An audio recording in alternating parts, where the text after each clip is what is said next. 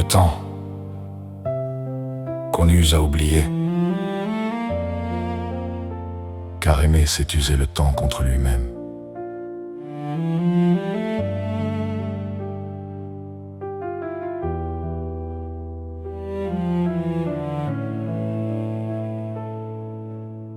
Le temps nous est donné inique, mesuré sans qu'on l'ait choisi. Certains reçoivent des décennies, d'autres à peine quelques saisons brèves. Nulle justice ne préside à cette distribution froide et arbitraire. Face à cette iniquité première, deux choix seulement s'offrent à nous. Se figer dans la terreur de l'heure qui approche inexorablement, ou remplir chaque instant la bile de ce qui mérite d'être vécu.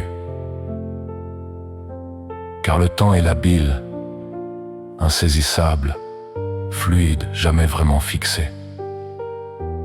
Il glisse entre les doigts comme l'eau qu'on ne peut retenir. Aimer alors devient l'art de donner forme à ce qui fuit. C'est bâtir des îles dans le fleuve incessant de nos jours. Espérer, c'est jeter un pont au-dessus de ce fleuve mouvant. Un pont fragile, mais qui permet de traverser sans se noyer. Nous savons tous au fond que la fin nous attend un jour. Mais aimer nous détourne de cette certitude sans jamais la nier.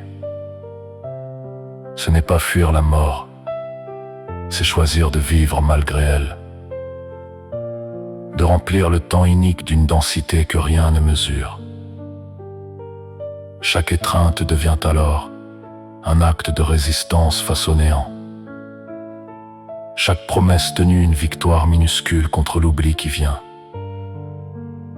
L'espoir n'annule pas la mort. Il la rend simplement plus légère. Comme un chant qu'on fredonne en marchant vers l'obscur inconnu. On sait où mène le chemin, mais on choisit d'y chanter.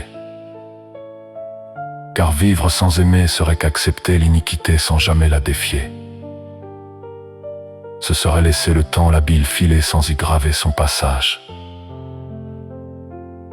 Alors aime, espère, jusqu'au dernier souffle qui te sera donné.